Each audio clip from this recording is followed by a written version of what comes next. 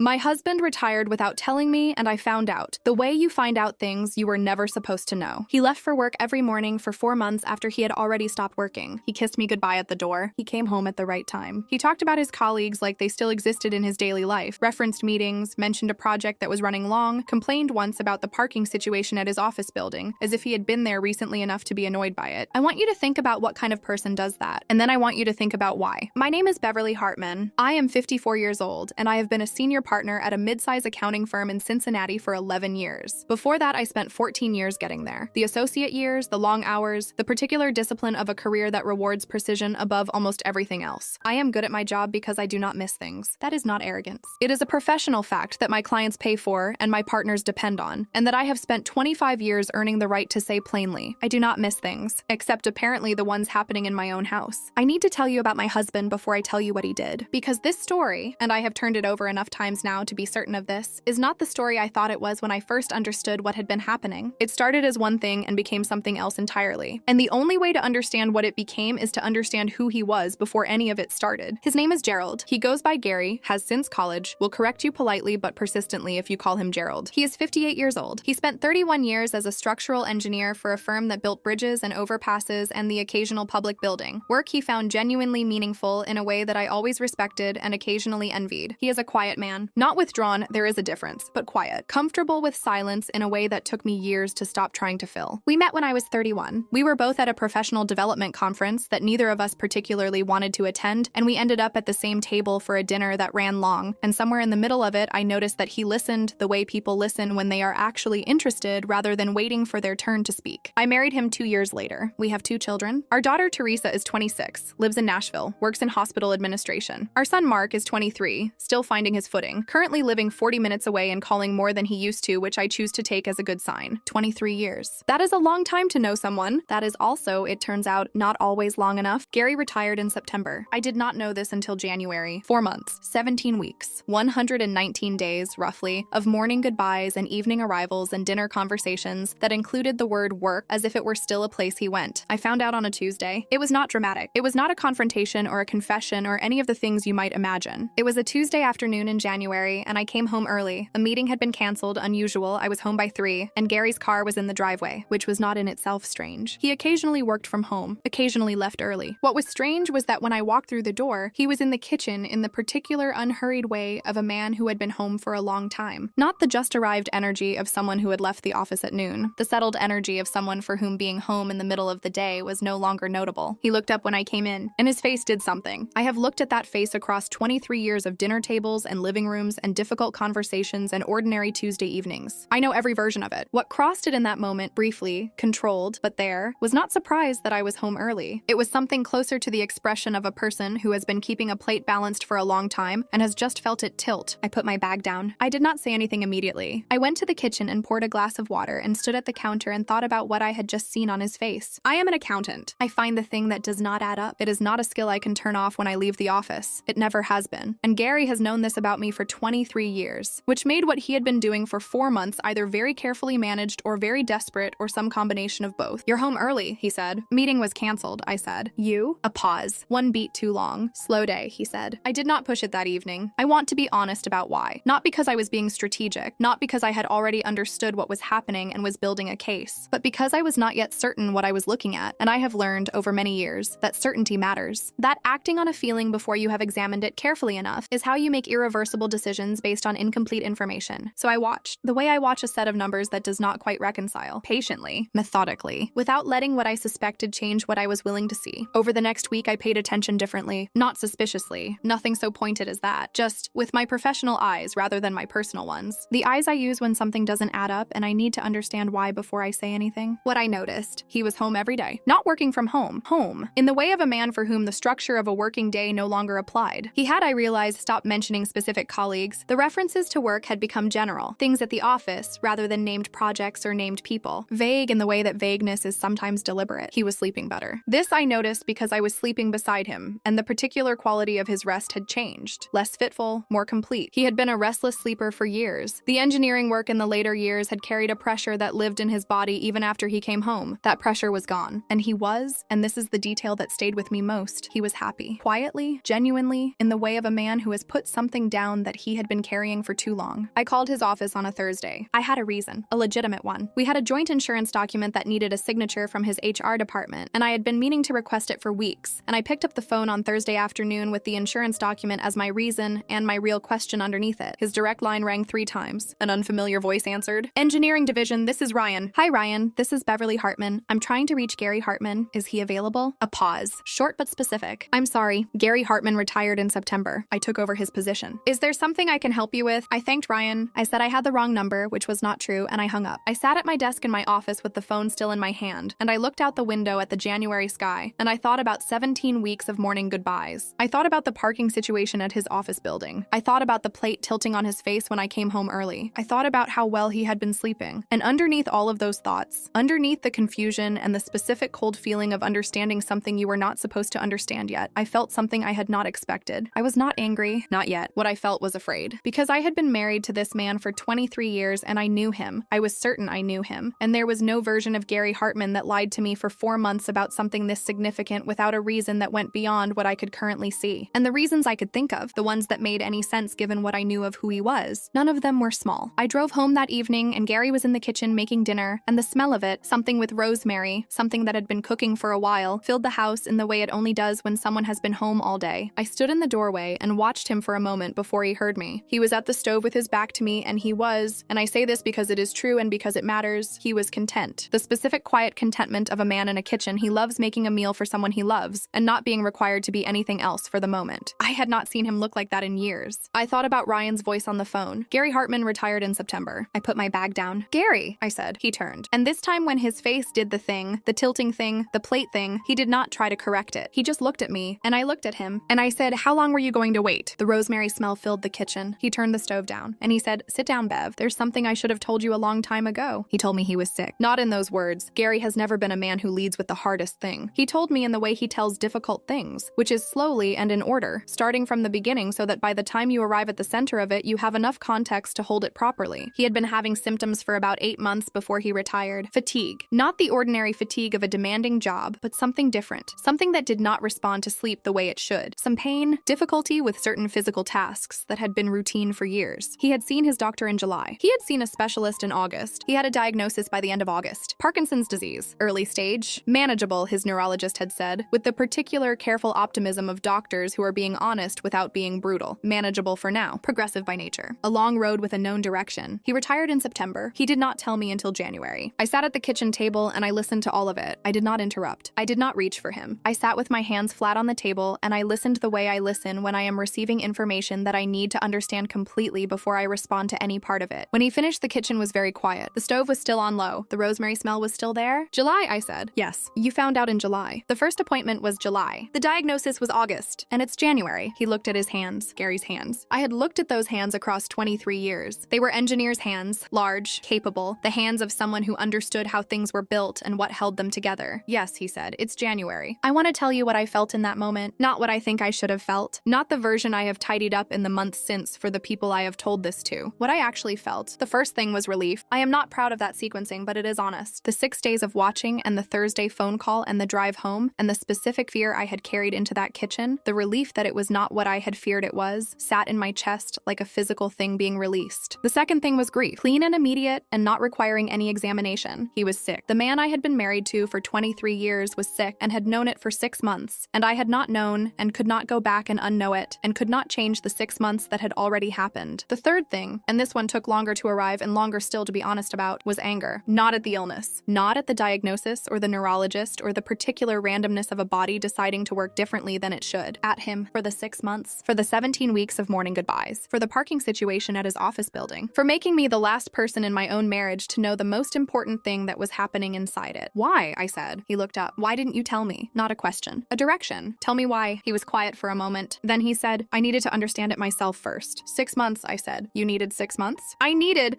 to know what I was telling you before I told you. I needed to know what it meant, what it was going to look like. I didn't want to. He stopped. You didn't want to what? I said. He looked at the table. I didn't want to watch you go into problem-solving mode, he said, before I had any idea what the problem actually was. I sat with that problem-solving mode. 23 years of marriage, and that is what my husband thought of when he thought of telling me something catastrophic. Not comfort, not partnership, problem-solving mode. I wanted to tell him he was wrong. I looked at my hands flat on the table. The same hands I had put flat on the table when I was listening to him. The same hands I put flat on surfaces when I was processing information and deciding how to respond to it. I did not tell him he was wrong. Who else knows, I said. He was quiet for a moment. That was a moment too long. Gary, my brother, he said. And Mark, our son. 23 years old, 40 minutes away, calling more than he used to. I thought about the phone calls, the increased frequency, the slightly careful quality of them that I had interpreted as growth, as maturity, as a young man finding his way toward his parents. How long has Mark known? Since October, he said. October. My son had known for 3 months. My son had called me every week for 3 months, knowing something about his father that his mother did not know, and had managed those calls with enough care that I had not noticed anything except that he was calling more. He was 23 years old, and my husband had put that on him. That was the moment the anger clarified. Not scattered anymore across the 6 months and the morning goodbyes and the parking story. Focused, specific. The particular clean anger of someone who has identified not just what happened, but what it meant. He had not told me because he thought I would go into problem-solving mode. He had told our 23-year-old son because Mark would, what? Hold it gently? Not try to fix it? Be the kind of presence Gary needed in those early months of understanding what he was living with? I did not say any of that at the kitchen table. I said, I need tonight. He nodded. I'm going to sleep in the guest room, I said. Not because I'm leaving, because I need to think without... I know, he said. I got up from the table. I stopped in the doorway. The diagnosis, I said. The actual prognosis. I want to read everything. I want the name of your neurologist. I want the appointment schedule. Okay, he said quietly. Not tonight, I said. Tomorrow. I went upstairs. I sat in the guest room for a long time. I did not call anyone. I did not open my laptop. I sat in the chair by the window, and I looked at the street outside, the particular quiet of a January night in a suburban neighborhood, the kind of quiet I had lived inside for 23 years without fully appreciating it. I thought about Gary at 33, the conference, the table, the way he listened. I thought about what it meant to know someone for 23 years and still be capable of surprising them in the worst possible way. I thought about what he had said, problem-solving mode, and I tried, honestly without defending myself, to think about whether he was wrong. I called Teresa in the morning. My daughter, 26 Nashville Hospital Administration. She answered on the second ring with the alert voice of someone who does not receive early morning calls from her mother without understanding that they mean something. Mom, what happened? Not a question. My daughter knows me. I told her. All of it. The retirement, the Thursday phone call, the kitchen conversation, Gary's brother, Mark. She was quiet for a moment. Then, did you know he'd been tired before September? I thought about it. Yes, I said. I thought it was work. Did you ask him about it? I opened my mouth, closed it. Mom, she said gently, the way she is gentle when she is being honest. I'm not defending what he did. He should have told you, but I know Dad, and I know that if he thought you were going to fix it before he had figured out how to feel about it, he would have waited. That's not a reason, I said. No, she said, it's not, but it's an explanation, and those aren't the same thing. I made an appointment with Gary's neurologist for the following week. I did not ask Gary's permission. I called the office, gave my name, explained that I was the patient's wife and that I would be attending future appointments and needed to be brought current on his treatment plan. The receptionist said, of course. When I told Gary that evening, he looked at me for a long moment. Thank you, he said. Don't thank me, I said. I'm angry with you. Both things are true. He nodded. I know, he said. I know they are. And then he said something that I have thought about every day since. Can I tell you something? About why I told Mark instead of you? Yes, I said. It wasn't because I thought he'd handle it better, he said. It was because I knew you would handle it perfectly, and I wasn't ready for perfect yet. I wasn't ready for the appointments and the research and the plan. I needed someone who would just sit with me in it for a while. I looked at him across the kitchen table. And you didn't think I could do that, I said. He looked at me steadily. I didn't know, he said. I wasn't sure, and I was too afraid to find out and be wrong. The neurologist's name was Dr. Anita Reeves. She was younger than I expected, mid-40s, precise in the way of someone who has chosen a field that requires it. She had Gary's file open on her desk when we came in, and she looked up when I introduced myself and said, without ceremony, I'm glad you're here. He needs someone in the room who will remember what I say. Gary looked at the floor when she said it. I noted that and said nothing. The appointment lasted an hour and 20 minutes. I took notes. This is not something I decided to do. I had a notepad and pen in my bag because I always have a notepad and pen in my bag. And when Dr. Reeves began to speak, I opened it and wrote, because that is what I do with important information. Gary watched me write the first time and then looked away. Dr. Reeves went through everything. The diagnosis, confirmed in late August. The current staging, early, which was accurate and relevant and not a comfort exactly, but a fact I needed. The medication he had started in October. The expected progression, which she described in the careful language of someone experienced at giving people truth in doses they can absorb. She talked about what to watch for. She talked about lifestyle adjustments. She talked about a specialist she wanted him to see in the spring. She talked about the importance of his support system, and she used that phrase and looked at me when she did, briefly, the look of a doctor acknowledging that the person sitting next to the patient was part of the treatment now, whether they had signed up for it or not. I wrote everything down. When we left the office, Gary was quiet in the way he is quiet when he is processing something. We walked to the car. He got in the passenger side. He had stopped driving long distances in the past month, a precaution, and I started the engine and pulled out of the lot, and we drove for a while without speaking. It was Gary who spoke first. You wrote everything down, he said. I always write things down, I said. I know. A pause. When she was talking about the progression, he said. You didn't react. I was listening, I said. Most people react, he said, when they hear certain words. Their face does something. I know, I said. I was listening. He was quiet for a moment. I didn't think you could do that, he said. Sit in a room like that and just take it in, without the face. I kept my eyes on the road. Is that what you thought problem-solving mode was? I said. Reacting? I thought, he stopped. I thought you would want to fix it immediately. Make the plan. I wasn't ready for the plan yet. Gary, I said. I spent 30 years in rooms where there was no plan yet, where the information was still coming in and the only thing to do was absorb it accurately and not react prematurely. He said nothing. You didn't give me the chance to show you that, I said. The road was quiet. January light, low and pale, the particular flatness of Midwestern winter. No, he said, I didn't. I need to tell you about Mark. Because Mark is the part of this story that I have found the hardest to settle. I drove 40 minutes on a Saturday morning to see my son. I did not call ahead. Not something I make a habit of, but this was not a conversation I was willing to give him time to prepare for. He answered the door in yesterday's clothes with the slightly alarmed expression of a 23-year-old who has just found his mother on his doorstep unannounced. I came in. I sat on his couch. I looked at him. You knew, I said. He did not deny it. He sat down across from me and he looked at his hands and he said, he asked me not to tell you yet. And you agreed. He's my dad, Mom. And I'm your mother. He looked up. His face had something in it I recognized. Not quite guilt. Not quite defensiveness. The expression of someone who made a decision they believed in and is now sitting with the cost of it. He wasn't ready, Mark said. He needed time to. He wasn't ready to see your face when you found out. He kept saying that. He needed to be ready. 3 months, I said. He needed 3 months. I know, he said. I know it was too long. I told him that. In December, I told him he had to tell you before the new year. I looked at my son, 23 years old. He had sat on this couch for 3 months, carrying his father's diagnosis and his mother's unknowing, and tried to hold both of them without dropping either. That must have been very hard, I said. He blinked. Mom, I mean it, I said. That was too much to put on you. And I'm not angry at you. I want you to know that clearly. He pressed his fingers against his eyes. I moved to sit beside him. I did not say anything. I just sat there. After a moment, he leaned slightly sideways, the way he used to lean when he was small and tired. And I put my arm around my 23-year-old son, and we sat in his apartment in January, and neither of us said anything for a while. I went home and I sat in my study. I had the notes from the appointment in front of me and Gary's medical file that Dr. Reeves had given us a copy of, and the information I had researched in the week since the kitchen conversation. I am an accountant. I understand what it means to look at a complete set of numbers, not the ones that support what you want to believe, all of them, and understand what they tell you. I sat with the full picture, his diagnosis,